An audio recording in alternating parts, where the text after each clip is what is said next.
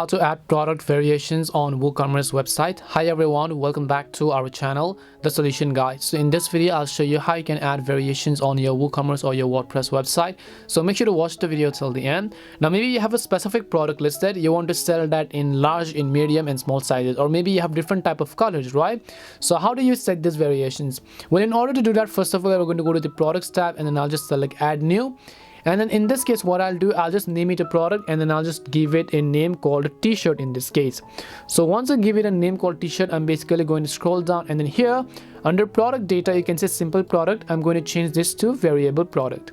So once I change this to variable product over here, you can see this option. First thing what you have to do is create an attribute. So to do that, I'll just go to the attribute button. So you can see custom product attribute. You can just select it and then here you can see custom. So basically we're going to click on the add button.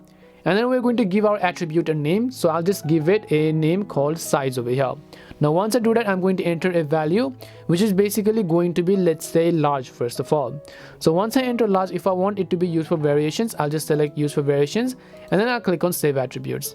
Now what I will do is I'll just select the add button over here again. So once I select the add button here, I'll be able to simply enter it and then I'll just select it and then I'll use that custom attribute. Now I'm going to come to the advanced tab or the variations tab over here. Once I come to variations, you can see add variation, click on it, select create variations from all attributes and then click on the go button and then click on OK from the top again.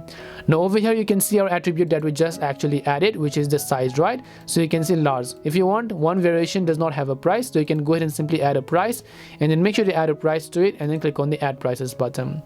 Now once you've done that, you'll basically be able to select any type of size and then you'll go ahead and then simply save the changes. If you want, you can edit it. You can actually choose a variation image if you want. You can select regular price, sell price, you have got stock status, you have got weight, dimensions, shipping class, description and so on. Now whenever people go to the product checkout page, they'll be able to see all those variations.